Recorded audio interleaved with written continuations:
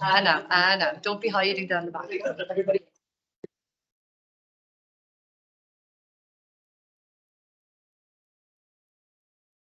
Good morning, everybody, and thanks so much for joining us. We are going to try and start on time and end on time and get everybody out and having had a good morning. So thank you for joining us here today. We've a busy enough agenda to get through, and we want to bring through a number of different elements. But to start with, what I wanted to do was actually bring up the term founder, because when we were thinking about what we call this initiative, there were lots of different ideas. And in fact, some people would have said, why are you using the word founder? And we said, because founders use the word founder, actually. And if they use it, we should use it. And there's lots of different words used out there, but we felt it was the appropriate one. And in the context of what we're looking at, what is a founder? Well, it's the person who comes up with the business idea and who acts on it. And we know they come in all shapes and sizes. So again, there's a misnomer that founders are part of very small startup companies. They're not. With Pat McCann here to talk to us about being a founder shortly. And Delata definitely is the startup company anymore. So we've they grow, and they have lots of different ways of growing and growing into themselves. And so we're going to use that word. We use it proudly because we know founders use it proudly, and we want to use that going forward. I do have an interesting slide here, which my colleague Sinead has done a huge amount of work on this with us, pointed out. And that is this idea of innovation-driven enterprises, which we feel is so important from an Irish Inc. perspective, that we understand that SMEs are different.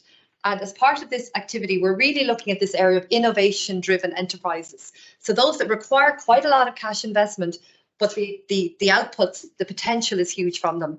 There's a lot of risk involved, and we need to support them during that risk phase and through that growth phase.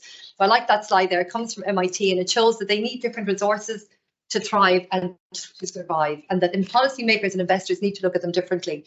So we'll discuss that a little bit later as well when we look at some of the funding. So why support founders? And again, talking to the converted in this room, but certainly this is the message that we're bringing out today as we launch the document, as we start talking to all of the country, in fact, through the media, but also to our ministers and to our other policymakers as we look forward. So they play a really important, vital role in a thriving innovation system, and they're the basis of innovation and progress. And again, we know that, and we want to ensure that that works really, really well.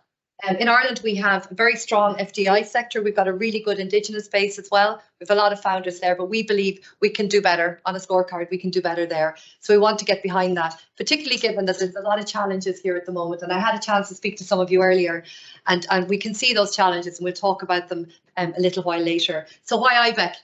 Because we represent companies of all shapes and sizes. We've 39 trade associations, and each of those trade associations looks to what's required within their individual ecosystems. And then as Ibec, the broad organisation, we represent that view, and we're doing that currently in our budget submission, we're doing it in our trade association submissions, and we're doing it in our engagements with government. So all of what you'll hear today is coming through in this Founders Report. We are messaging this through all of our various forums, and Fergal is with the Minister Bradkert this afternoon talking about our budget submission. We'll be including a number of these issues with that as well. So that's why Ibec, because we represent you all across all of these industries and associations.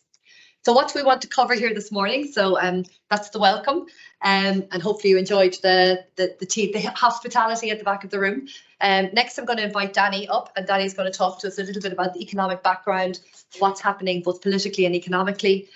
I'll go through the report and I'll give you some of the detail behind it, and then we'll bring the panel up, and we've got a great panel. I'm not going to introduce them now. I'll do that a bit later, or let themselves introduce themselves. They've got great stories, and then we'll aim to close by 11 o'clock. Depending on how many questions you have to keep us going to the end. So that's the format, and delighted to invite Danny up to talk to us now. Thanks, Dan. Thanks very much, Sharon, and good morning, everybody. So I'm clearly not a founder, so it's clear I've been found, but here I am. I really just wanted to set the scene and to welcome this initiative in Ibec, because just as Sharon said, everything has to start somewhere, but the bravery of those who actually are true entrepreneurs, bringing all those other forms of capital together, be they natural or human, physical, but more importantly financial. And maybe in that backdrop, we're talking about sports in the report today. The context with the budget as well, I think, is pretty timely. So in addition to the report, we have our budget submission leaning against the wind, and there's plenty of wind, and the direction of the wind is kind of difficult to know where it's coming from. And indeed, it's a call for prayer that there will be wind over the winter to get us through on the energy front as much as anything else.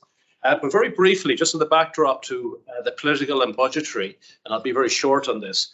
I think it's important to distinguish two very different contexts are going on right now that puts a bit of clarity on what's required. The first is we're clearly in an inflationary spiral, but actually to stand back from that, we're in an excess demand situation.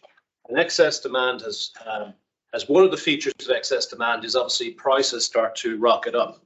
But there's two other aspects to it. One is scarcity rationing. You just can't get stuff when there's excess demand. So no matter for love nor money, it's difficult to get some things right now because of that scarcity. And that's an element of excess demand as well. There's also a third dimension, which a lot of people would experience, which is a qualitative. The quality of things go down. People, in their desperation in terms of the higher prices, or not being able to get access, are prepared to take inferior services and inferior goods effectively as well, and experiences. And I think those are some of the elements in this kind of scenario we're in, that we're definitely in the economic cycle where we're heading into a downturn of significant proportion. Whether it's recession or not is a matter of conjecture. I've always, just in passing, I always loved Ronnie Reagan's definitions that he took on at the time in 1980, which was it's a recession when your neighbour loses their job, it's a depression when you lose yours, it's a recovery when Jimmy Carter loses his. So let's hope for recovery. But in that regard, we need to distinguish those two things. Is that we're now dealing in this situation of high inflation and stagnating or starting to stagnate economies. So the distinction here has to be made between trying to stop that stagflation developing. And there's two roles, and they're very distinct roles. One is for the central banks and for monetary policy. Monetary policy needs to be contractionary right across the globe. Too much money has been left in the system for too long. That gives rise to all kinds of mispricing, but it also gives rise to capital finding people who aren't truly founders, right? You know, in some sense, it's that the crowding out of really good ideas are allowed to coexist with really bad ideas because money's been so cheap and valuations have been so distorted. So even though the pain of higher interest rates and the cost of capital going up feels really bad for founders and for getting started, it may actually be the first signs of normalization and recovery where you get access to more expensive money, but hopefully in terms of the ideas are strong enough and those other ideas are weak enough to be sifted out. Central banks have to deal with the core inflation problem, which is now gone from about 1% core inflation very quickly up to about 4 to 5%. And that's where we're seeing this aggressiveness from global central banks to try and bring core inflation under control. The other part of inflation that we're observing at the moment is very specific to events like COVID or the Russian invasion into Ukraine, the kind of energy being the most symbolic of that, I suppose, or symptomatic of it. And that's really up for fiscal policy and budgetary policy to deal with. And so these distinctions, I think, are important, is that one is much more structural and much more fundamental, that central banks, I believe, are starting belatedly to get on top of that. And we really do need interest rates not to be zero. We need them in the 2 to 3% kind of normal space to get the world back into a much more normal, and for founders and for markets to work more properly.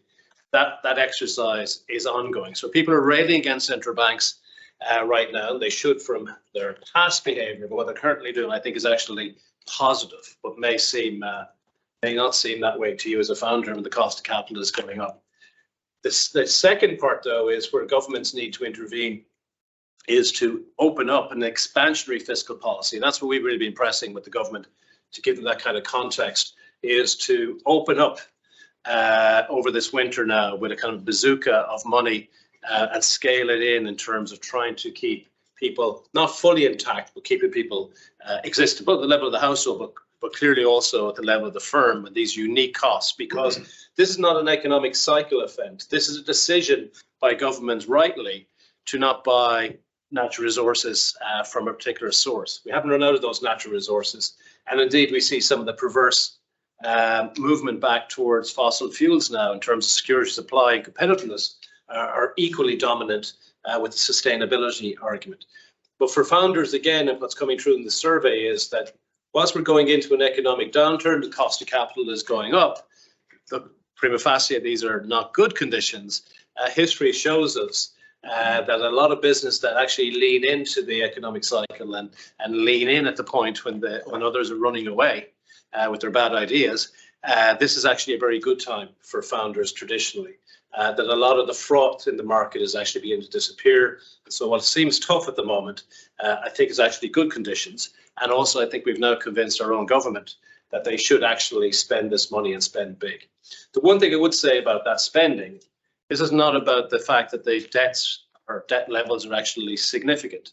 The real tragedy of using these billions like we did during COVID and now again in this crisis is they could have been used for something much more positive and structurally sound around our education system, around our health system. So there's opportunity cost, unfortunately, but probably now the priorities are such to get ourselves through this particular moment time. I think we'll see that scale of that package. So hopefully on the lobbying front as well for founders, this particular document will be a useful backdrop to those negotiations. So I'll stop at that, Sharon. Thank you.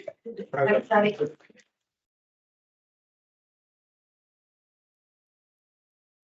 So we might discuss that later on. It's a good news story. We'll have a panel conversation later on, and everyone will agree with that. So I should have said, I was very remiss at the beginning, and I was reminded twice to say this and still forgot to say it. The microphones in here are very sensitive. So if you have anything to say, keep it in your head until the conversation is over, because we are recording the meeting and the panelists are all aware of that. So any questions you ask or anything like that will be recorded, but also anything you say under your breath will be kept up. So if you want to say something nice about me, that's fine. So on to the report. So everyone should have a copy of it. It's on the chairs there. So thanks everybody for getting involved and getting behind putting the report together. So just a little bit of context as we get into what the recommendations are. So Ireland has a really good track record for entrepreneurial experience. So we know that 1 in 5 Irish people actually would like to set up their own business. So there's a really strong positioning behind that. However, we do know that some of the conditions that are there mean that we're not as strong as we would like to be. And I think that's what we're saying here today. Whilst there's a lot of positives, we want to get better and we really want to see this as part of the future for Ireland. And why is it so important that we get behind this now? So the first thing is, when we did the survey, we saw that 38% of founders that responded, and there was 70 founders, I think, responded to the survey. So quite a big cohort there across our membership, said that the business environment has disimproved over the past 3 months. And that's quite significant, and particularly for companies where the risks are high and cash flow can be low, and it doesn't take an awful lot for a company to go out of business. They don't have that long-term backup behind them. So we think that's quite significant. We also want to look at that whole rebalance and over-reliance on the FDI sector. As we all know in Ireland, it's important. The FDI and the multinational sector that's here is hugely important, but a balance there of having a strong founder sector as well would be very important. I spoke to a number of people beforehand. The competitiveness, the cost pressures that are out there are really impacting on everybody, and we know that, and we want to look at some of those areas. And then that fundraising piece of the tightening international marketing. So as Danny said, for those good ideas, it could well be a good news story. But there is lots of competition now that wasn't there for some time in terms of investment. So as interest rates for deposits start going up, there may be more issues there around getting access to funding. So we'll discuss that as well. And that's the logic behind that. You can see in the background there's a couple of quotes from some of the companies that took part in it. So how did we get to this point? So as I said, we have 39 trade associations, but what did we do to get here today? So we held a number of workshops with members where we brought, actually during COVID, we were all online, and we brought companies together, and we really looked to explore what the issues were. And at that point, then we started to pull together the key issues across Ibec, across all of our policy teams and our trade associations to make sure that we really understood them. Subsequently, then we went out with a survey to our members, as I mentioned earlier, to try and really just validate some of those findings, but also to get really up-to-date statistics, because going into this time of year when you're looking at budgets and budget meetings, it's always important to have the facts. And then we went back with the document and the recommendations back to a number of our trade association boards that were involved in this space and very interested in it. So particularly the medtech, tech, pharma and the drink sector all represented here today, and the engineering sectors as well. So lots going on. So what did we hear in the survey? So when we went out to members, actually the stats were quite interesting. So 57% said that red tape and the bureaucracy associated with applications for funding has put them off applying for funding. Now that's a big number. So we really need to look at that and see what's happening there. We might explore that later on this morning. We also found that 60% said availability and access to tax incentives was poor or very poor. Now that's very high, and that's a big issue. So if you want to go in and take these risks, you really need to have be supported there, and to get the type of support that will mean that you will go forward and you won't shy away from that investment. The talent one was interesting, and I was asked it this morning on Morning Ireland. That doesn't look too bad, and the reality is one in four, 24% or a quarter of companies found it very difficult to get the talent. When you're looking at very small companies, that's the difference between make or break in many respects. If you can't get the right talent in, if you can't attract it in. So we know that everybody is finding it difficult to find talent at the moment. The impact, again, as with the financing piece, is probably even more for founder-led companies, particularly at the earlier stages. Digitization, it's quite stark, this one, I think. 88% recognise the fact that digital transformation will be critical to their business development over time, which is really interesting. It's such a shift when you think about where we would have been even 10 years ago. Digitization would not have been at that level at all. But 47% they said that they don't have the skills necessary to deliver that. Now that's quite a worrying fact. So again, something we'll definitely feed back in. How do we ensure that these founder-led companies, these innovation-driven enterprises, have access to the skills that are there? And then 26% said that the regulatory environment in Europe is either poor or very poor. And this is very much an issue when you're looking at international comparisons like the US or other markets around the world where people are finding it easier to get to market. So they were the kind of broad survey feedbacks that were there. We'll take those in a little bit more detail. Within the document, you'll see that there's 6 areas that we've identified. First of all, it's that fit for purpose funding support there to ensure that there is a competitive founder-led enterprise ecosystem. And then equally, that ecosystem itself needs to be very strong. Beyond the funding piece, we need the talent. We need to ensure that digital readiness is there. Procurement was an interesting one in regulation because a lot of companies need that first point of sale. How do you make your first sale? And that's something that we've looked at. And then environment and sustainability being the last one there, which is obviously critical to every company now at this point. So sorry, I obviously went too funny on that one. So the first recommendation here, just taking it into a little bit more detail. The first one is around the funding to support it. So again, what we're saying here, and Fergal will be taking this message in later on, is it's so important to get the tax mix right. If you get this wrong in any respect, then companies won't be able to survive. They won't be able to go through it, and they won't actually take the risks in the first place. So we need to produce an SME roadmap that will be delivered over the next 3 years. So there's real clarity around that. And we found where government has put roadmaps in place, and they've been good roadmaps, actually, that really has helped business to de-risk their investment, and they know what's coming down the line and they're comfortable with that. There's some tax reforms that are required, and we can again look at some of these later on, but corporate gains tax, EWIS, the KEEP schemes, all of those need to be simplified and made more available to companies and more attractive to them.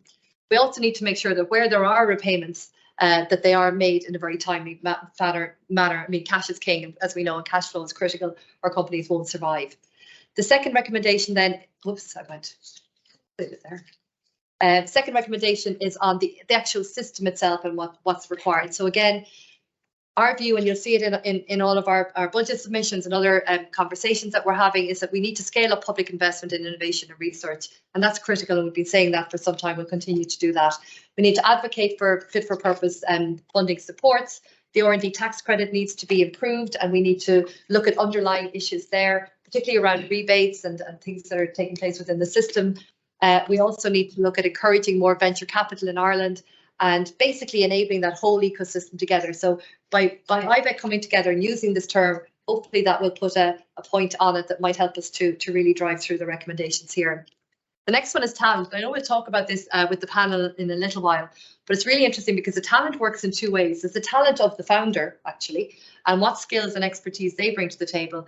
And then there's the talent that they require to help to drive their business.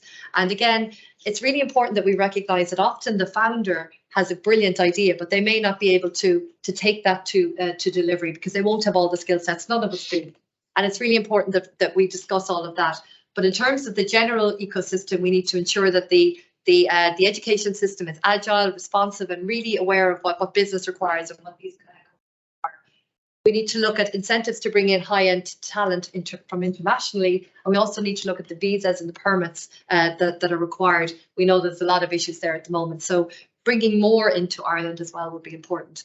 Female founders, and again, there's been a lot of work done on that, and I think we can do more. Great to see a number of them here today as well, which is fantastic.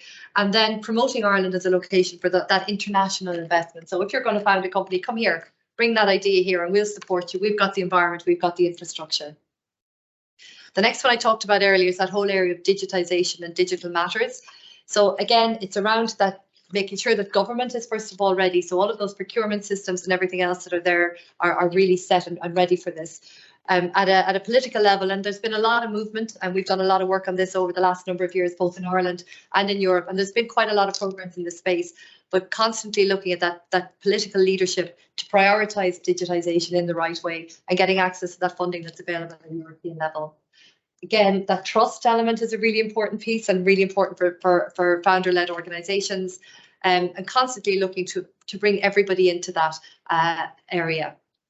The next area then is on procurement. So I talked about that a little bit earlier. So the first sale, the first option is often led by public procurement actually in reality. So simplifying and standardising that. And again, we've colleagues that are doing a lot of work on that with government agencies, making sure that it's really visible, promoting it, championing the regulation agenda. And again, think small first when you're looking at all of these things around regulation and procurement. Certainly for some of the high-tech sectors, regulation is a big barrier. And that's good and bad. So barriers are good if it keeps companies operating at a good and safe level, but not if it stops companies entering a market completely. And last then is the whole area of environmental sustainability. So again, a part of that ecosystem that the founders require is that knowledge and ensuring that they aren't overly penalised in terms of any carbon taxes or anything that are coming down the line, and supporting these organisations as best we can. As one of the things, again, we've done a lot of work on in Ibec is really trying to make it clear there are two different types of companies, there are different organisations out there, they need different ways of being invested in as well. We need to look at how to educate the wider business community around the whole area of design and manufacturing, encourage land and water stewardship. So again, more information on this within the document, and then enable businesses at all levels, and startups and small business in particular, and founder organisations as they grow. There's a huge burden there, but also a huge opportunity in terms of ESG if we can get that right. So that's the 6 of them very quickly. They're all in the report in a little bit more detail. So what I want to do now is, I think we're even 5 minutes ahead of time. So what I'm going to do is ask the panelists to come up on stage and they pop up here, and we'll have a conversation. So we've settled for a moment. If you want to open a glass of water or something there as well, it might need too much fizz. With no only bubbles we have on water.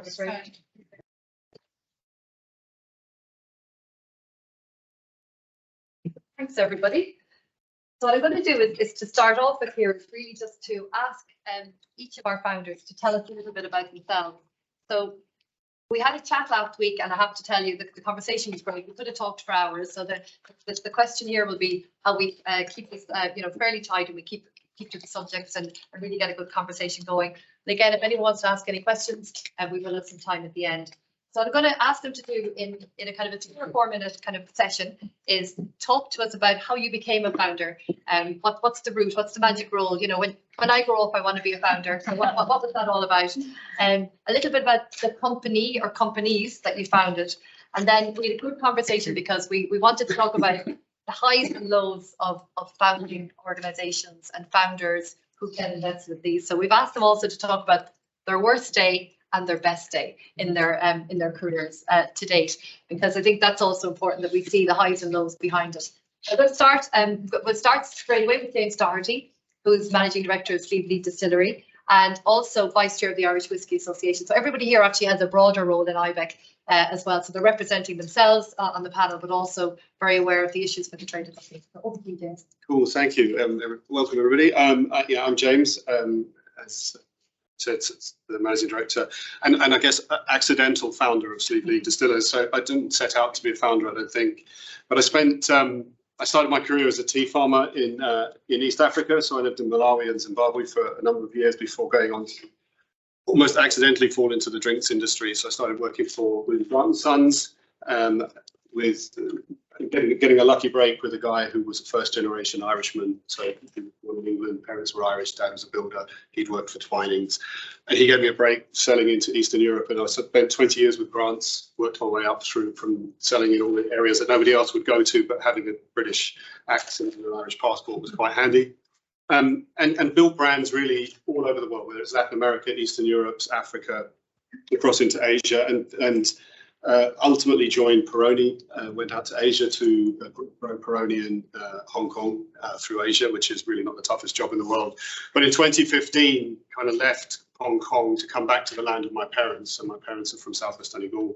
And we came back with this idea that we could create opportunity for ourselves, for others, and we could do it by reclaiming the distilling heritage of Donegal. So obviously Irish whiskey is growing rapidly.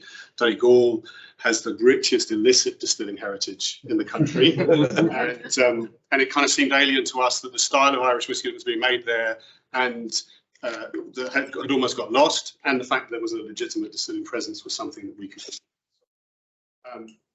We built a distillery in the beautiful town of Ardrow in Southwest Donegal. We bring soft drinking hard spirits to the world. So they have to have this really soft mouthfeel, and all of our spirits have this unique sense of place and time. So that's kind of how we bring a distinctive Donegal proposition to the world of Irish spirits. And we do that with the silky Irish whiskies, which are all smoky. Everything we do is smoky in the whiskey world. It's the whiskey from before independence. And we make savoury and Doulaman Irish Maritime Gin that uses 5 seaweeds, one of which is only picked on a full moon, and I'll be up tomorrow morning doing that. There's a team of almost 30 in place now. We sell across the world. We're in 40 countries, 41 states of America. And we've done it by raising money through about 9 million euros so far through private individuals, so friends, families and fanatics. We have some backing from Uderus, Enterprise Ireland, the Western Development Council as well. So going quite well, and actually COVID has played well for us. So the way people shop for alcohol has changed fundamentally and reduced our cost to market, which is quite significant. My worst day first is and it was really emotional. It was actually dashing the hopes of a local community who had backed us. So we had a site, we had planning permission, and a local family decided to interfere with our land and dragged us through the courts for a couple of years. And actually the decision to move, although that was quite tough, telling the local community who had really put their hearts and souls into supporting us was brutal, absolutely brutal. So we moved to another site, had one planning permission for that, and have built a distillery and now employ all these people. So it is going well. And bizarrely, we have won the legal case. So I now own a second site for a second distillery. So it's an interesting time. So we may come back and give them something to look at anyway. And bureaucracy that surrounded that's really been quite painful for us. The best day, and I think it's kind of hard for us. So going into a bar in any country of the world and seeing your own brands is really special. Turning on the stills, kind of never thought I'd see that day, and it was amazing to see that. But the best days are either with the board or with people who have backed us coming into the distillery. And for us, it's a to-do list that's still not finished. And this is just the end of the beginning in many ways. But what we see is other people's reaction is so emotional to what we've done. And we kind of start to realise kind of what we've done through that. And that's really quite special. I guess we'd like to make some money too, but that's really not why we're in it. Fantastic. I love the friends, family and fanatics. I want to know who the fanatics are as well. And I think we should all go up on the next full moon and join you up. You'll be very welcome. Yeah. Sounds fantastic. So thanks so much, James. So next, Geraldine. So Geraldine is co-founder and Director of Idero Analytics and also Vice Chair of the Small Firms Association at Ibec. So yes. Welcome, Geraldine. Thank you very much, Sharon. It's great to be here today. So I came to business in the sense that I come from a multi-generational business background. So my first stint in the workplace was probably as a toddler. So it was on tap for me growing up. So I was never, I suppose, I never came to business with a sense of dread. The highs and lows were kind of normal for me. So I had actually think about how one comes to where they are. I had high hopes of being an artist or something so unrelated to where I am now. but my mother steered me and away from other areas, and I ended up doing business and finance in college. And even at that point, I resisted business. So I found myself kind of just going, okay, I don't want to go into the big corporate world. It's not going to be a fit for where I'm at right now. But back then, that was 99, there wasn't too many opportunities in the startup scene. So I just put that in context. But anyway, I decided to dabble with a few business ideas, and then I continued in other work areas that were an unlikely route where I've ended up. The businesses that I had in the past have no semblance to where I'm at now in Iter Analytics. But 18 years ago, just to bring you all to how I got to Iter Analytics, 18 years ago, I met an amazing techie who was talented in innovation, and I suppose we bookended our strengths, his being tech innovation and mine being commercial. And one of the other draws was that his values really were great, and so we were compatible in that sense. So that leads us to the company 18 years later, Iter Analytics. It's an AI company, and we're pioneers in advanced analytics. So we do lots of predictive analytics, but we also do really core items. Most companies nowadays, if you want to be successful, you must have your data strategy right, and we really embed that. So we work with companies around that item as well.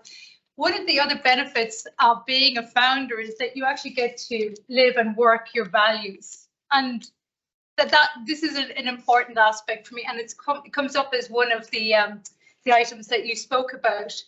The need for trustworthy AI in what we do going forward is going to be even more important. And going back a while ago, Iter, we set up an AI ethics center, and at the heart of that is making AI and algorithms. We have an offering algorithmic auditing that actually is an offering that determines bias. So we cover ethics, we cover the compliance aspect, and of course for environmental and cost items, we take care of processes. So that's really a big item that I'm very proud of, and so that would be the company. Sorry, Sharon. So then, of course, best day, worst day, which is really, I spoke to my co-founder about this. What was the best day? What was the worst day? And you won't believe that we didn't find a place in the middle at all. Their version of best day and worst day were very different to mine. So, and we're in the same company. But I suppose I'll start with my worst day. We ended up taking a multinational company to court, and basically, sorry, to the Supreme Court, and they put in a petition for an escrow for their expenses to be covered off for any eventuality. It was an inflated amount. The judge here within Ireland agreed to their plea. The escrow was so huge that it meant that our case never got heard. So we were barred from having our case actually finding justice. Then I suppose another blow to that was later within their jurisdiction, we found documented evidence that they had acted out of agreement with us. So we were never vindicated on that. Now, that's one thing, but the crush was how it had really smashed morale in our company, devastated us, and also robbed us of the opportunity. It took us a while to come back from that.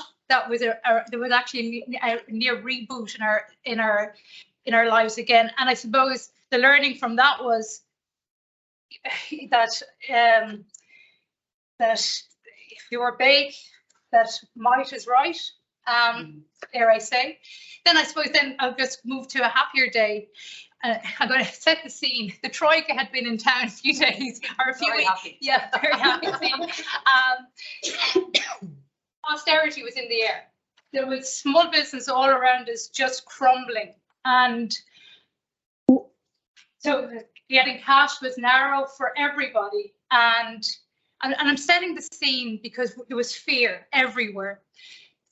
we as a company were in a situation where we were quite viable because of who our customers were. Our customers were tier 1. However, there was different changes in payments. So we were moving from 30 to 45 days to suddenly to 90 days getting paid. And that's a big void when you're trying to run monthly salary. But here's the thing that really pinched me at the time was there were so many small businesses around us that we owed money to, and I couldn't pay them as the CFO at the time. So I took it upon myself to call them person to person, each and every one of them, worked through the list, and I said, listen, I'm ringing you to reassure you, we're not leaving town. We're just in a juncture at the moment, and we will pay you. And we'd heard horror stories. So on one particular call, actually, I even said to the guy, he had a web design company. I said to him, listen, I have a few £100 on my own personal credit card. I can give you some money now if it means that you'll be okay, and I'll come back to you with the rest later. He actually refused my offer, and he said, no thanks, Geraldine, and he gracefully said, and forget about the bill for the moment and just get on with the business. Now, a day later, he calls me back and he says, Geraldine, I thought about a lot of what you said in the call. You're right. Founders really need to stick together. And right now, that's where we need to be. And he said, look, I had a look through your website. It needs a little bit of dolling up. I'll do it for you. And I said, but I already owe you money. He says, forget about it. He said, just forget about it. And I put down the phone, and I was so moved by it that solidarity in a time and crisis like that made me go, oh my God, I will be forever different after that. And the happy ending on that one was both of us are still in business brilliantly. But after that, I joined the SFA and Ibec because I found a community outside that was really worthwhile and fortifying. So so I'm here, and Ibec, the story, that's it. But yeah, that was a very happy day for me. It changed me. Brilliant. That's fantastic. That's a phenomenal story as well. So what they say, pay it forward, and it'll all come back to you. So next up is Pat. So Pat, you've a small title there. Couldn't figure out how to put it onto a small piece of paper. So retired CEO of Donata, company director and investor was the best I could do. Current board member and also past president of Ibec. So Pat, a little bit about your story. Good morning, everybody, and delighted to be here and delighted to be still involved with Ibec. It's a wonderful organisation, and I spent many years with Danny and Fergal and all of the team, which has been great. I come from the bogs of southwest Sligo, which is a small farming community. And after I did my leaving cert, I joined Ryan Hotels, which was a listed company at the time, as a trainee manager, and that's what got me into the hotel business, or should I say the business of hotels. Because unusual, I spent all of my working life, or virtually all of my working life, with listed hotel companies. I spent 20 years with Ryan's, 17 years with Jury's, and 15 years with Donata. And if you add that up, it should come to 52. So I've been 52 years working up to the end of December last. Thankfully, never a day unemployed. And if you saw where I come from, I always refer to it as the place that time forgot. You know, you almost expecting a dinosaur around some corner, because it really has stayed true to what it's always been, which is a very small farming community. So no business sense, no business background, no third level education, none of that. But as they say, I'm self-educated after a very bad reading, which I just about got. So for me, joining the hotel business was a godsend, because I found my kind of true calling very early in life, and I love the business. And it's a business that once the bug gets into you, it never leaves you. So there's nothing you can do about it. That's it. You're sucked in. But it's been great for me. As I say, I spent the best part of 20 years with Ryan's. I left them in '89 and joined Jury's, and I left Jury's then in 2006 after the company went private, taken over by some of the current shareholders. And then I decided that I'd done okay. I'd made a few bob on my share options. Sure, I might as well retire. That was the biggest mistake I made. And I did consulting for a number of months with equity by and large. And I then started getting the bug, and I was approached by TVC Holdings PLC, which was a company. They had an idea that they want to invest in a startup hotel company, and I had the idea that I wanted to do a hotel company. So it was a perfect marriage, and they were great partners, I have to say, wonderful partners. So we started the company in 2007, and if you remember back, that was just prior to the collapse. And it'll lead me on kind of nicely to my kind of worst days and my best days, and they both came within very close proximity, because in 2009 we were not in great shape, even though we were well capitalized and didn't have an awful lot of debt, but we were looking at the future and saying, if this continues, we are going to be in bother. So we were looking at examinership and all sorts of things, and that was a bit devastating. And within a week, I got a call from a guy in ACC Bank. A lot of you won't even remember ACC Bank. A guy called Pat Handley, a good Roscommon man. I'll remember him till the day I die. And he said to me, we're putting a number of hotels into receivership. We need somebody to manage them. And a light came on in my head, and I said, well, if ACC Bank are doing it, all the rest of them must be at it. And 40 odd hotels later, from most of the banks, it saved us, and it gave us the scale and capacity. So we went from a piddly little Irish hotel company to the largest hotel operator in the country, a position that Dalata has held ever since, which was fantastic. So the 2 days, but I suppose for me, business and business focus, and people often ask me, why did I start Dalata? Well, in my Jewelries days, I was central and front on building out the Jewelries Inn brand, which I was part of the whole concept dating back to the early 90s. Somebody said to me at an event somewhere that the Jewelries Inn thing was a fluke, and it could never be done again. And that's what got me going. The blood boiled. and Geraldine touched on something which resonates on me. When you form a company, it gives you a great opportunity to build a company in what you feel is the right way. And I made a decision earlier on in Dalata, which held true for 15 odd years, that we'd only employ nice people. And, you might have the greatest technical skills and all of that, but if you didn't fit, you didn't fit. End of story. So we never went down that road. So we ended up with a great team of people who bought into the concept of what we were trying to do. And that, when you get people in that space where they have trust and faith in you, they'll follow.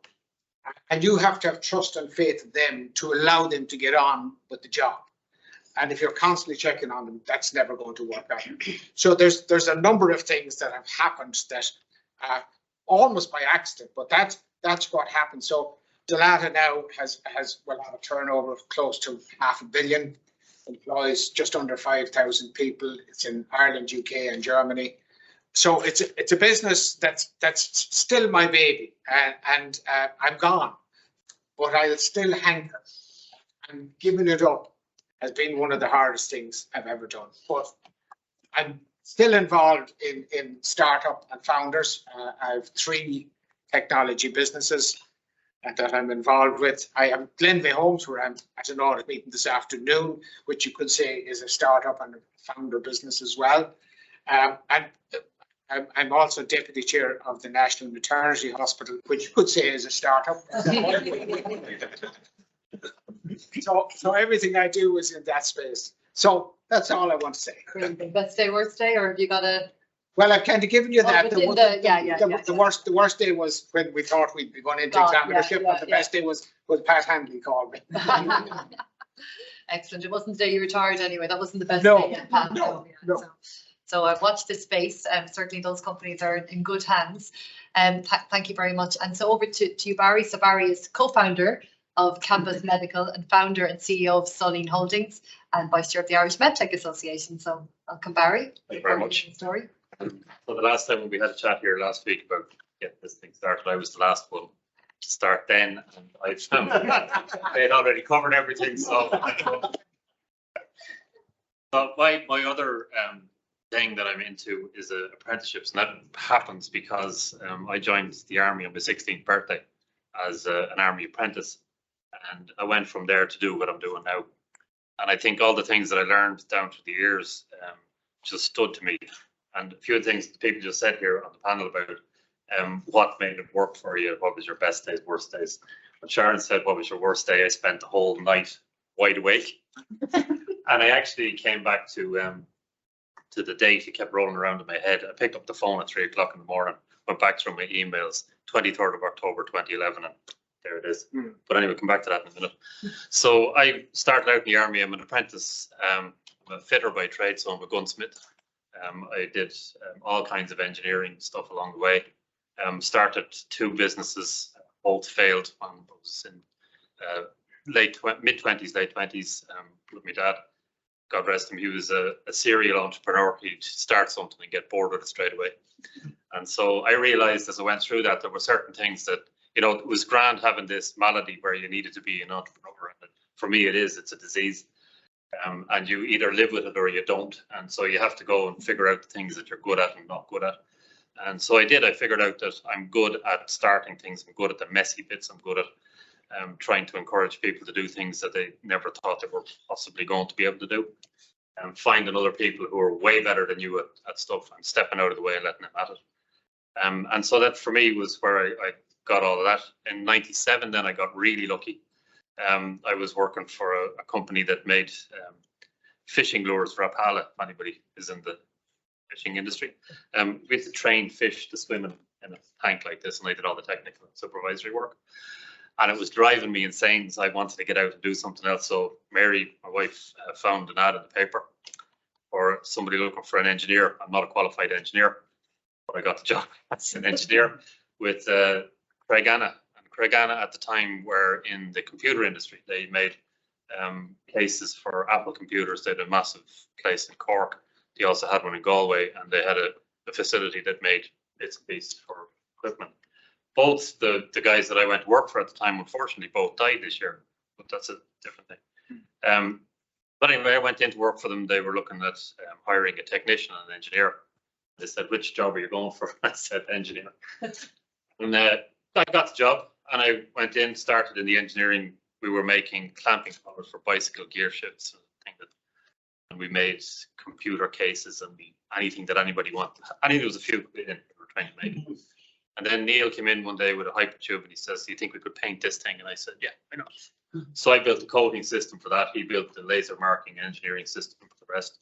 I engineered all the stuff that went into the medtech side. And so I went from engineer to engineering manager to plant manager, went into the commercial side. And all the while had this itch that I wanted to have my own business. So Neil, fairness to him, said to me to do an MBA. And my other thing is, how do you know if somebody has an MBA? I'll tell you. So I did that. And in the MBA bit, I figured out things that I was okay at, but I used to lose interest in. So the finance and the legal stuff and all that. So I needed to work on that. And I did quite well, did good at that. And then realized when Craig Anna were making some changes in the organization, I wasn't particularly happy in it at that stage, and I wanted to get out and scratch this itch. A company called Precision Wire in the US was trying to find a foothold in Europe, and they wanted to set up a site in Ireland. So I said, I'll do it. So I took on what was the sales director's job for Europe at the time. So we had this faux company in Galway because it was out of my house. People thought that we had 3,000 people working in Galway. We were that good at getting the whole thing going. And so they decided that rather than come to Ireland, which is 8 hours out of their time zone, they decided to go to Costa Rica. And I said, fine, you go that way. I'm going to start this business that I have in the back of my mind. Come roll on 2006, met John Farraher, another friend of ours, Henry Lupton, God rest him. I was giving out one day, I was selling wires into Henry, and Henry says, why are you giving out? They said, look, love to have my own business, but I don't have any money. He says, Johnny Farrer made money. Go and hit him up. Met John on a plane going to Boston. The rest is history. Started business 2006. Did a joint venture with Freudenberg in 2012. We just last week paid off the last of our debt. So we're now 220 people, debt free, operating in 25 countries, 77 odd customers around the world, and doing really well. So I backed out of that recently. It took off as soon as I left. I do 2 days, just 2 days a week, just to make sure that people are okay with how it works. So it's back to a couple of things the guys said on the panel. I know what I'm good at. I know what I like doing. It's more focused on what I like doing. And so for me, it's getting the guys that are in the business to go and drive it on and make it work for us. And they're doing that extremely well. Worst day, best day.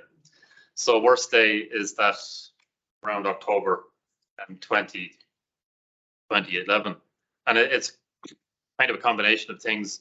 You can see I'm a little bit emotional when I talk about this stuff. So when we were trying to do a deal with a potential trade investor in the business in around 2011, and then a flipping volcano blew up and it cut off our access to the States, and we were trying to do the deal with the guys in the States, and the guys saw this as an opportunity to squeeze us on price. So it came down to the point where, there's the adage that for the longer the deal goes on, the less chance it has of happening. So it actually went like that, and it got to the end. And the guy just jerked us around so much that on the last phone call, it was in the solicitor's office. And I said, nah, forget it. It's not happening. So the call went down. I broke down.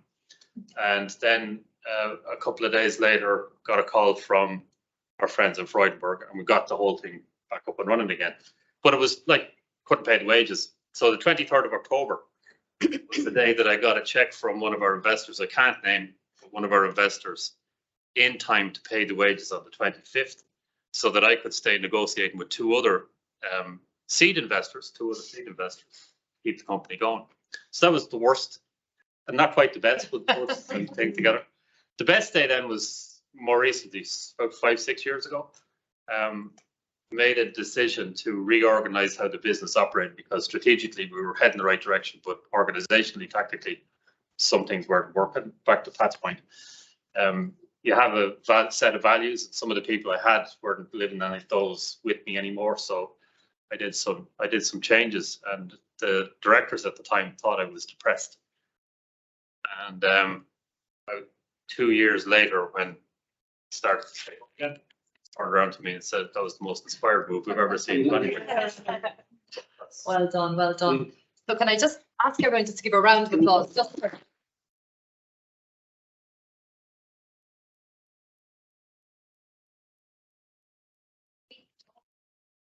want to get across is they're people.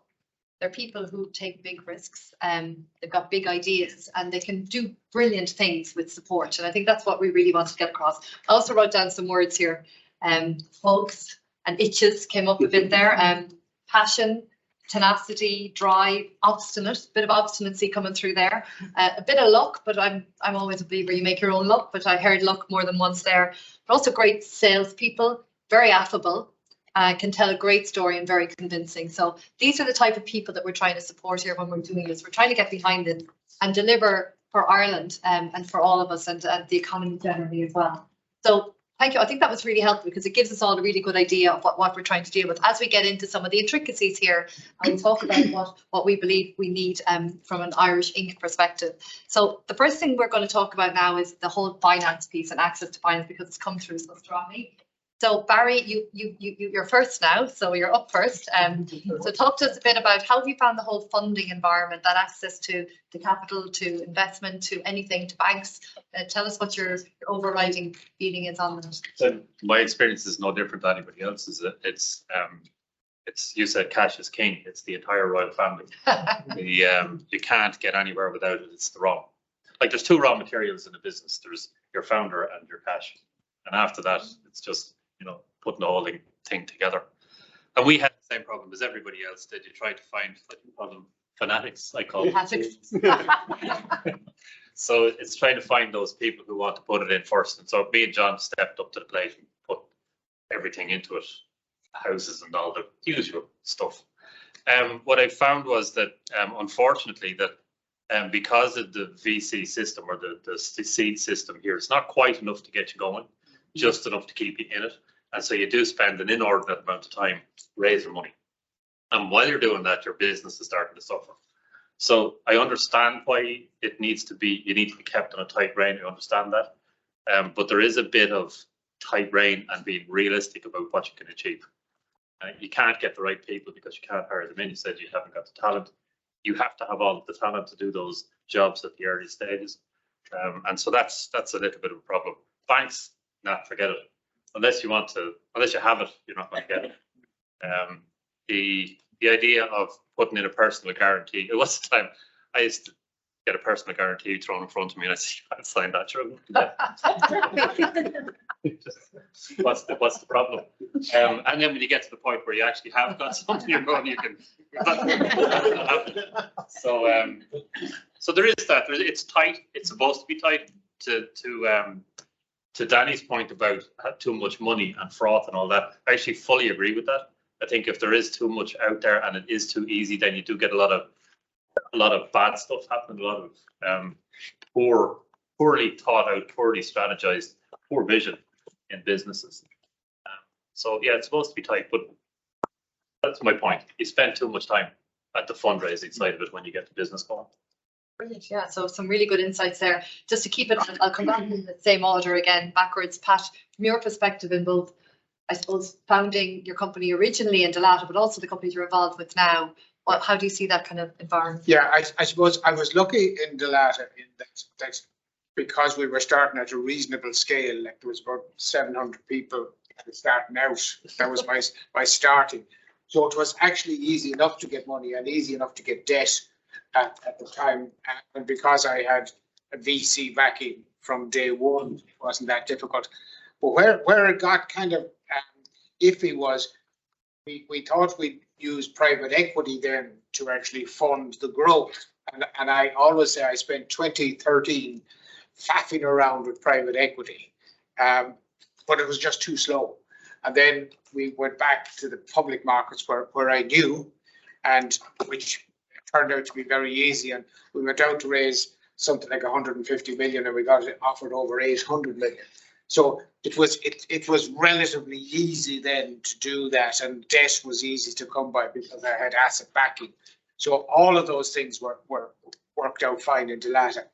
However, as I move forward into the new era with the new startups, like I suppose I grieve a little bit because most of the founders are spending just too much time out raising money, and we always seem to be out raising money, even though some of the businesses, in fact, they're all pretty well capitalized at this stage. But there's a constant need because when you look forward, and that's one of the things I've got the businesses to do, is to run their cash flow out. What's their cash burn? Run it out over 2 years and see where it ends. Because the problem is for a lot of businesses, they get a lump of money and suddenly it's gone. And before they know it, they're in deep stump, as we say.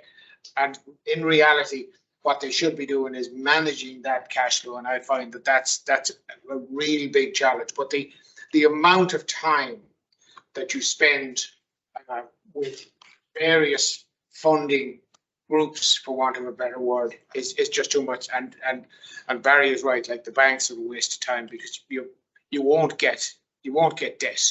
It's as simple as that. Like that, you're not in a place to do that. So there has to be some mechanism where funding becomes easier. And I don't mean that it's a giveaway because that's a dangerous place to be as well. But at least that there's an opportunity to do that. And I agree with Barry about personal guarantees. I had a friend and he used to say to me, he says, the only personal guarantee I worry about is the first one because the rest don't matter. So it's, I always say to people, do not do PGs. Do not do PGs. It's bad for your mindset and it stresses you no end. So But like the funding is the challenge and the distraction of the funding, and it takes away the I suppose the ability to be able to drive the business because you're spending too much time on this. And is there anywhere internationally, Pat, that you think does that well? Yeah, the UK is somewhat better. Like obviously Silicon Valley is the place because they have a different mindset totally. Like what they do is they'll take on kind of it's this risk strategy where they'll take on maybe 5 or 10 companies, and they'll be hoping that maybe 2 or 3 of them might make it through, and that'll be more than enough reward for the balance. Whereas in Europe, we're just too cautious. That will not happen. So the idea that we'll become like Silicon Valley simply won't happen. It's a totally different mindset, but it is much easier in that sense to get funding. But like there's no easy answer to this. Thanks, Pat.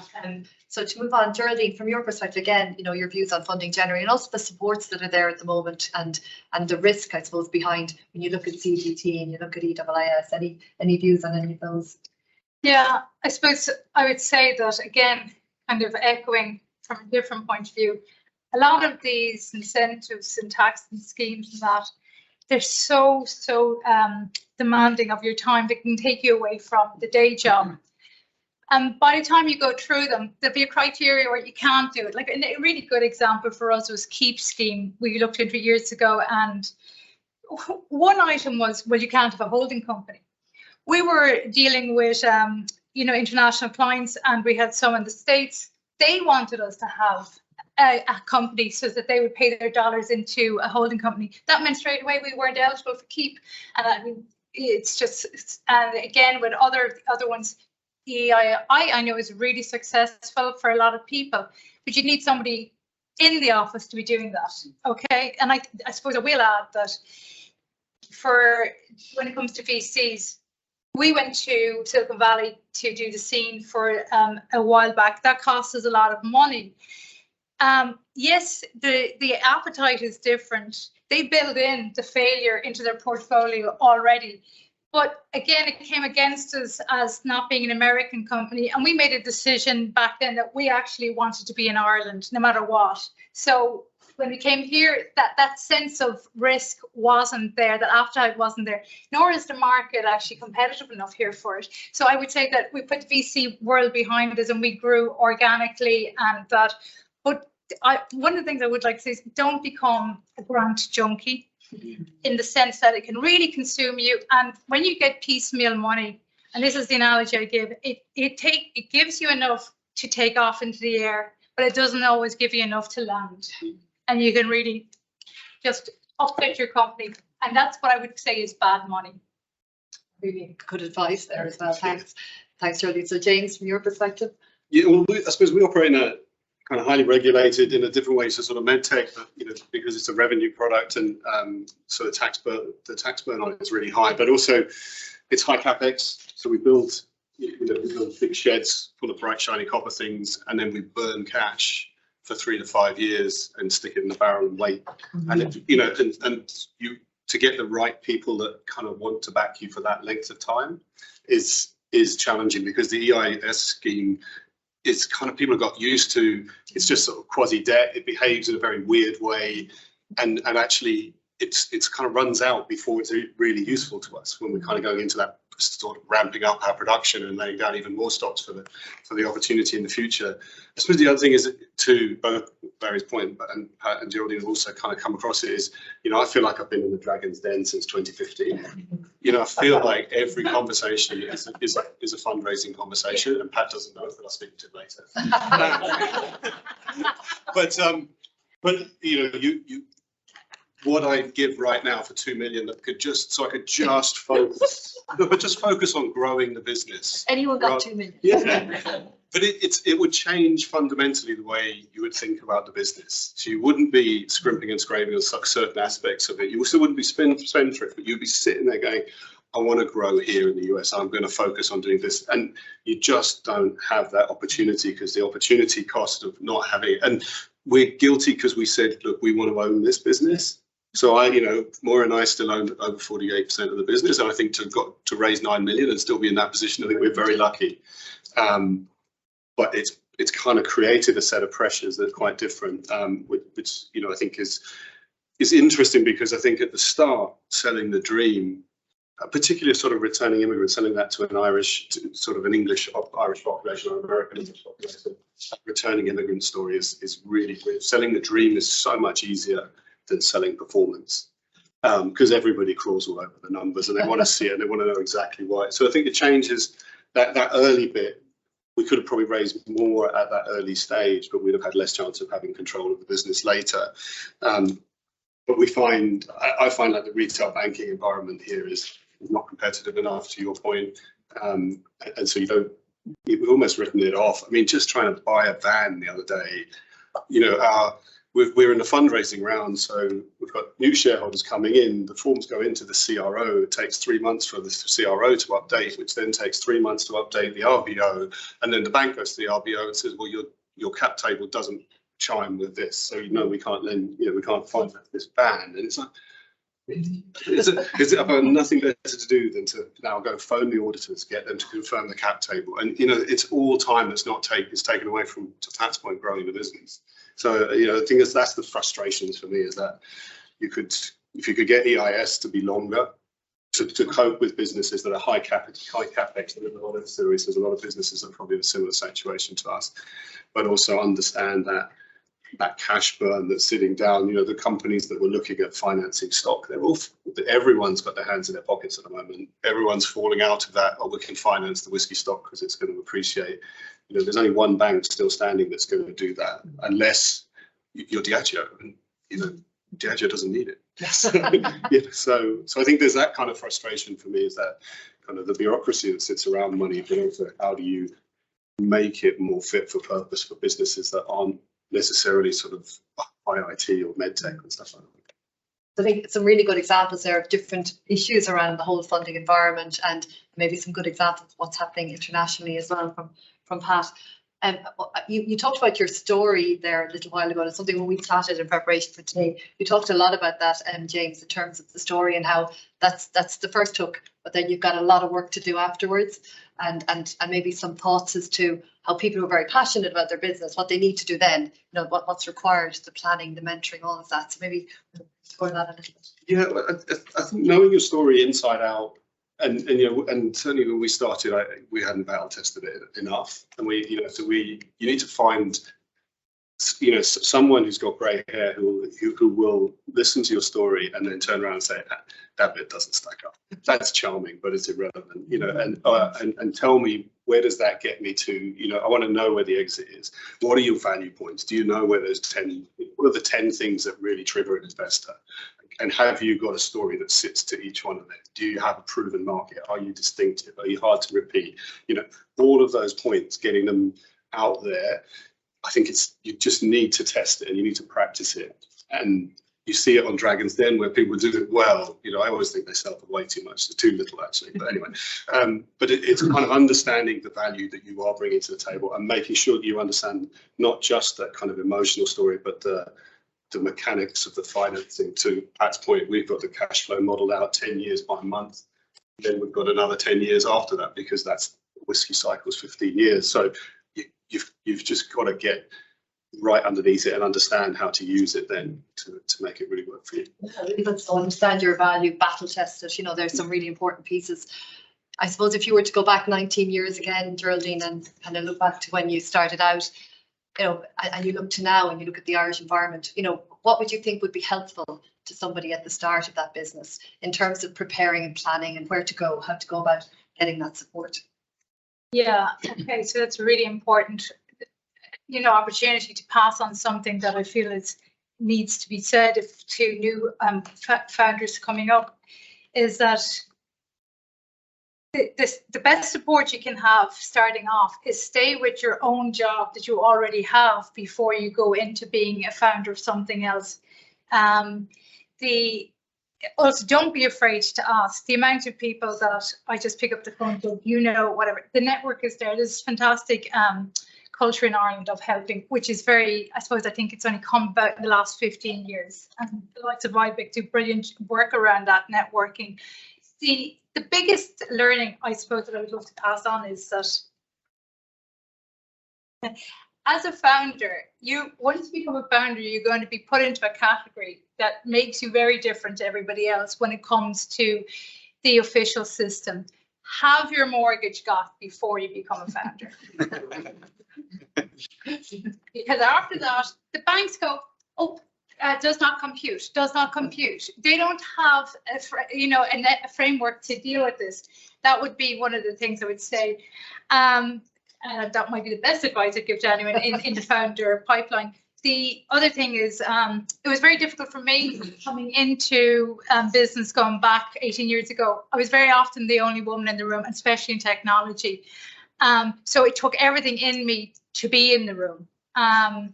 So for one of the things that got me to this point is I'm not afraid of having a mentor. I'll always have one. I wouldn't be without one now. The other thing is personal development. We as women having to come out are actually called upon to give more, be more in order to be where we are.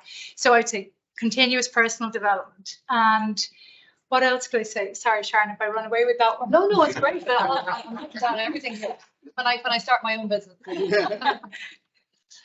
Fantastic. So just to take that forward a little bit, I suppose, Pat, you sit on, you chair boards, you're on boards, you're involved in them, you've had that experience in the background, and you can see, I suppose, people with the great idea, what skills do they need around them? How do they need to set themselves up? We've talked a lot about finance, but actually there's almost a more important thing we should discuss, and that's about structure and the structure of the business. And when you look at failures, actually, a lot of them are down to lack of structure within the business. And what I mean by that is that you don't have the right people in the right place at the right time.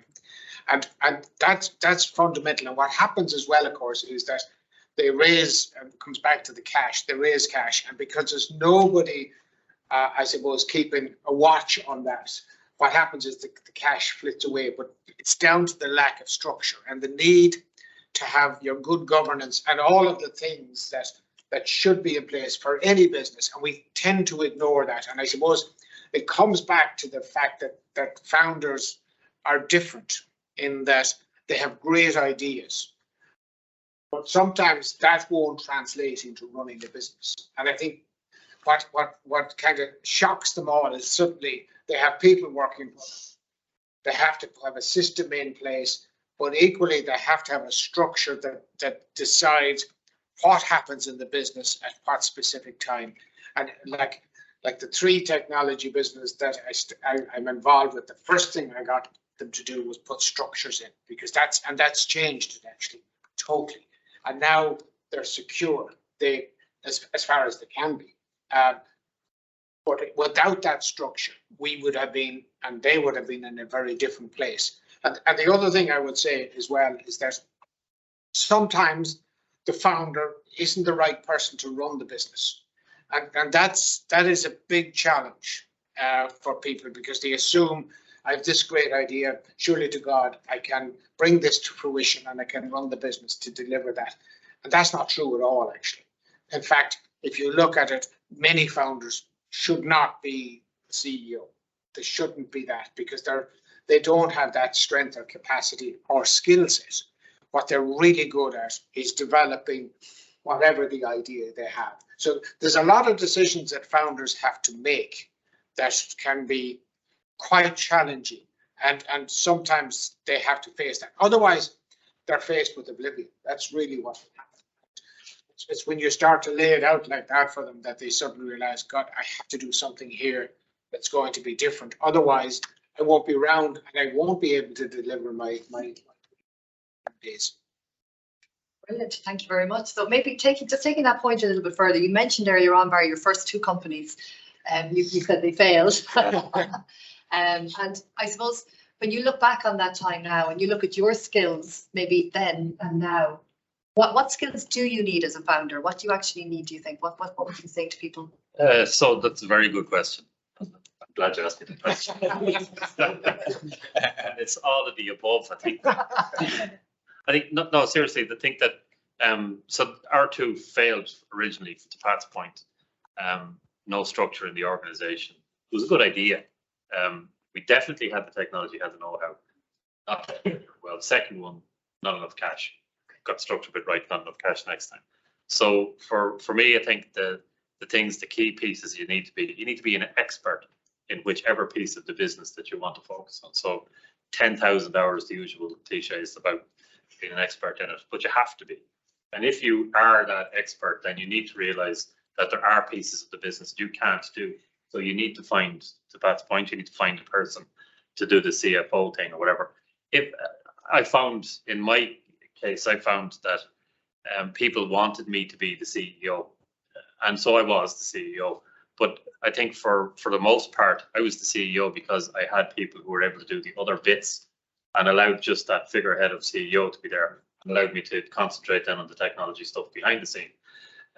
So that all of that is important. The stuff that you have to concentrate on as a CEO or as a founder, I think, is to realize that at some point you need to get out of it and get out of the way to let the company carry on, because companies, separate entity, understands the whole ethos of how a business operates when it gets to the point of being able to run on its own, having enough juice to keep going on its own. And as soon as you get to that, then have the strategy to get back out of it again. It took me 5 years from the time I decided that it was going well enough to get out. And it's only the last couple of weeks, as I said, I've gotten back out of it. But it takes that length of time to do it properly. And you have to have, one of the best things we did, we got John O'Shaughnessy came in as our chairman shortly after we started. And we had a bit of a structure before that. But as soon as he came in, slapped the structure in place, and that was the organization. And it stood the test through many CCRP shares, CRP shares, you name it, shares. Through those, and then the institutional investment with Freudenberg, and then the removing the seed capital investors, Freudenberg coming on board almost completely restructured the board again. But all of that, there was a consistency and a schedule of events that you could see coming from 3 years down the road. And it's not that when you're starting up, you should have a vision of where it's going to be, because you can't just say, well, it's a startup and we'll all be crazy here for the next 3 months until we run out of cash, and then we'll go, oh, where can be great? Yeah, oh, where can be great? We should have done it a little bit better. But you need to have the vision and start to put that stuff in place and act grown up about it. Hey, phenomenal. So again, anyone either here today or we'll actually be circulating this after, it's really good advice there. I know you have some thoughts on the whole regulation piece and the bureaucracy behind that as well. James, do you want to talk a little bit about it? Well, I suppose it's the guys have covered bits of it. I mean, just you can be the length of time it takes to fill the forms, that kind of, you know, for small amounts of money, it's just a distraction, and you know, it really, the opportunity cost of doing it gets in the way. You know, there's certain things that are really important to Moira and myself in terms as founders, and James Keith actually as CFO. So but we've, in terms of that kind of negotiation, when we brought in even sort of government bodies, that some of the stuff is head wrecking in terms of, you know, demands that were being put on us, and then we've been asked to sign up to contracts that we were never going to implement. You know, and the feedback to us was, well, just sign it. No one implements it. It's like, well, if no one does, just take it out. You know, I'm not signing something that we're not going to deliver on. So I think, you know, that I see the sort of bureaucracy that sits even around the revenue. Our revenue officers are absolutely brilliant, because they see their role as enabling. They know that they're in control, and they know that there's a highly regulated environment, but they are there to enable the business and make sure that we can get it up and running, and we can do it in a highly regulated environment safely. And they see their role as enabling, whereas there are other sort of state bodies that see themselves as policemen, and that's it. And there's no relationship being built. There's no, you know, it's all you will do, and letters are written, and it's incredibly frustrating when you're trying to do the right thing to Gerald's thing about values. It's important to us that we're sustainable. It's important to us that we do things the right way, and, you know, work with us to help deliver it, rather than, it's a distillery where we boil stuff in alcohol. So we're not making fresh food, so we're not making salads. So the kind of health risks are kind of very different. The place could explode. Worry about that. But the focus is on little things like, have we got enough hand sinks when guys are working with steel, they're working with steel things, unbolting stuff and what have you. And yet, so the priorities for me seem to be in the wrong place and the focus on the wrong areas. That probably true if you're dealing with the really big guys, and that's probably a reflection of the relative youth of the Irish Whiskey Association teams. They're out there. Is that the rules are written really for Diageo and for IDL, and the small guys need a very different sort of approach, I think. Okay, so I'm going to just maybe one last question that's on culture. So in Ireland, so again, Geraldine, you talked about going abroad, Pat, you've dealt abroad, and maybe just to the two of you guys then, how do you find the culture in Ireland towards founders? Is it a positive culture, or is there more that can be done? Take me first, Geraldine. Yeah, sorry. Absolutely. I think Ireland, in the work even that the IDA does and Enterprise Ireland really makes it a hopping culture. It's there was a time years ago, you'd say, going back 20 years ago, I'm starting a business, and you'd be like, are you mad? Now it's kind of you're respected in your peer group for doing it, and there's a lot more understanding of the tenacity that it takes to do it. But again, I suppose there's some items that when we talk about cultural change, we have to look to our government to ripple that down for us, and they do a good job generally. But I suppose we talk about regulation, and this brought something to my mind. As founders, to go and look for public procurement, government jobs, the tendering process is just so onerous that it's not fit for purpose. And I suppose culture, go back to that again. If we have looked at the data, IDRO ourselves, at the open data that's available to see where money is going from different departments to which companies, it isn't always, I suppose, populated enough, but based on what is available, we see that a lot of tendering and jobs are going to big companies. And that is a fact based on the evidence that they have provided. We have tried to follow up to see what's going on, where is it going, and there's never great communication around that. If our government are sending out the message that small companies are actually something that they don't trust, well then how are we supposed to vie for business in the private sector? So culturally, I'd love to see governments turning around and going, we really trust our small businesses and our founder nation that we are putting so much money into via EI and the rest. So why not kind of bookend it? Brilliant. And Pat, maybe just taking that then from your perspective, you've been around 52 years, I think was the number earlier on. That's it. And how is culture now, and where do we see it? It is very different, and there's an acceptance now that wasn't there even 10 years ago that businesses will fail, whereas if you had a business and you failed 10 years ago, people say, God, stay away, whereas now it's accepted that will happen. But I suppose the key thing that I learned about getting things right was putting in governance structures in your business so that you became acceptable. Because one of the things we discovered back after my call with Pat Handley was the fact that we were quasi PLC, because that's the way I set the business up, because I knew nothing better.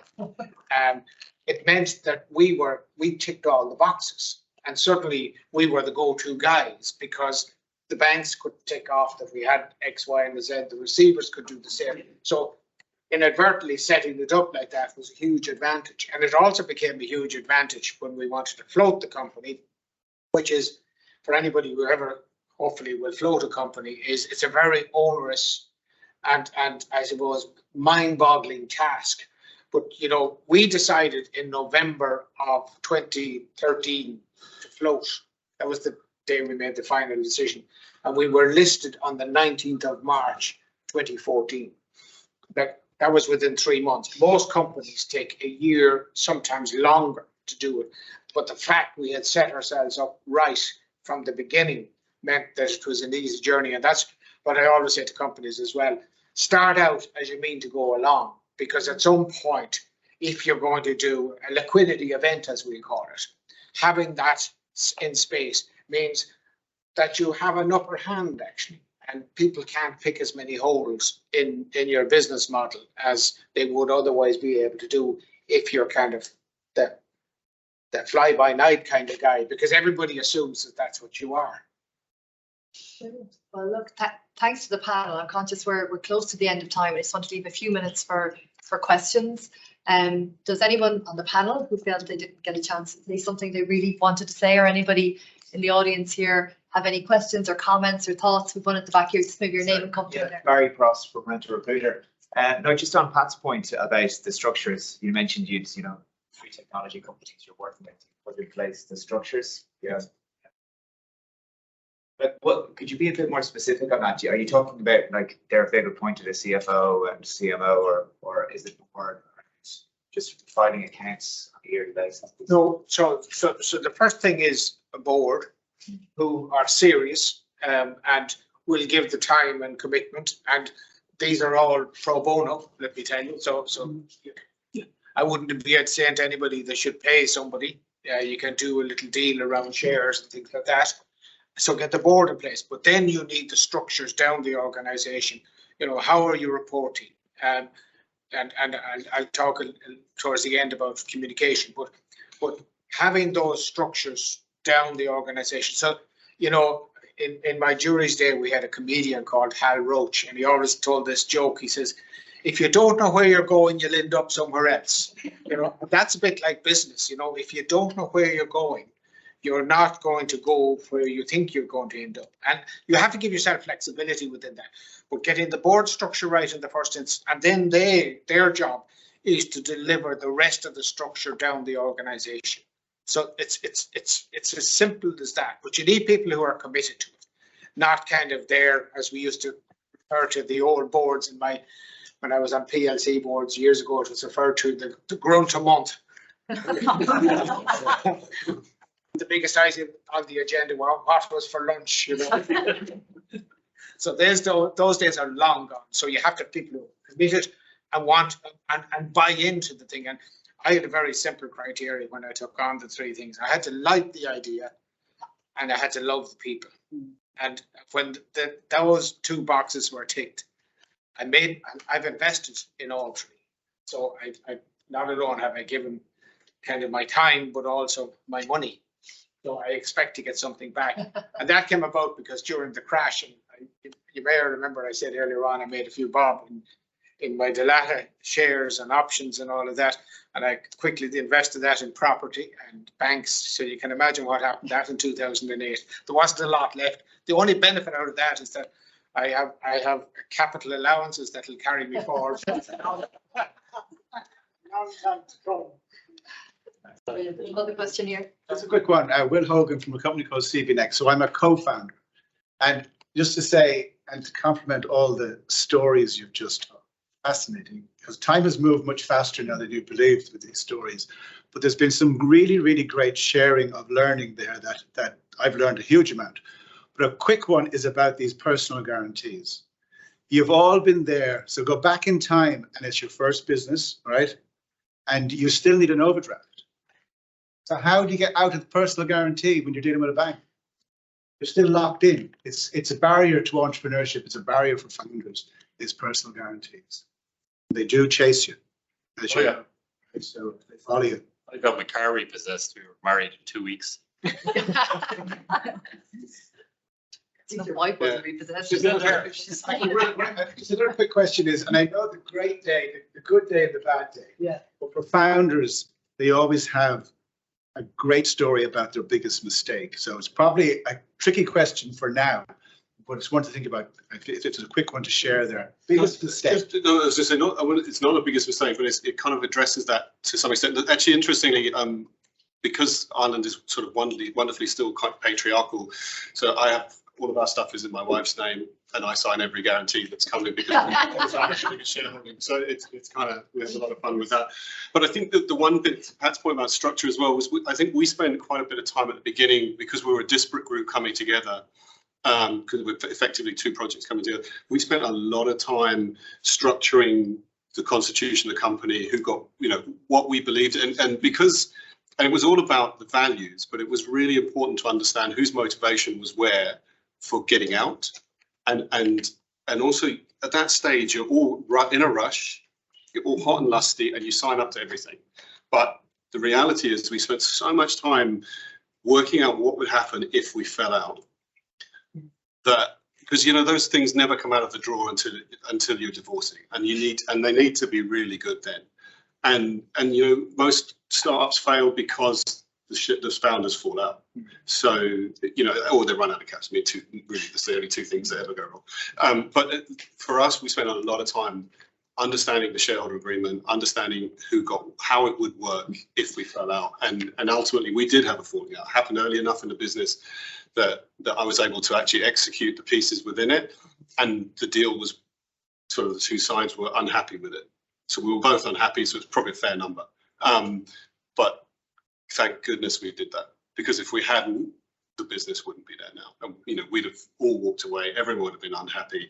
We'd probably have started again, but we'd all be worse off. And we'd all probably, it would have been in the courts, and that's not a healthy place. So, you know, the minute, for us, it was like we had an agreement, we knew how to make it work, and all we committed to each other was that it wasn't going to the papers. So it was never going, no one was going to the papers, so that we could, that way, there was a chance that it would, a project or both projects in separate guises would survive. And I'd say to anyone, put the effort in to work out what happens if that agreement's used against you, or if you end up falling out, because it's likely to happen. Thank you. Brilliant. Conscious of time, but you're full of mine. I'm going to be managing the time here. Too many good stories.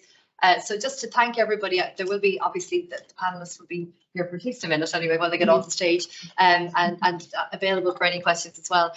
I know Kat's point that he was going to make earlier, I was going to ask everyone to give a final point, but I've gone over, and that is that you share information at all times with your shareholders, and are very timely. Don't hide anything, and I think that's a really important piece.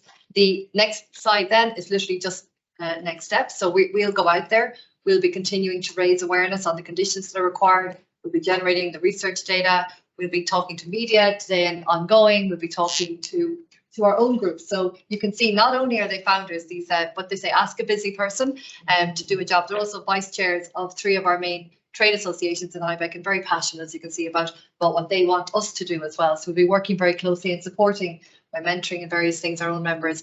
And then we will be looking at any national and international events to really promote entrepreneurship, founder-led businesses in Ireland. So be loud, be proud, be founders. I really feel everyone calls themselves a founder, so it's not a bad word, and we should use it more often than we do. So thank you all for joining us, really appreciate it, and see you all again soon. Thank you.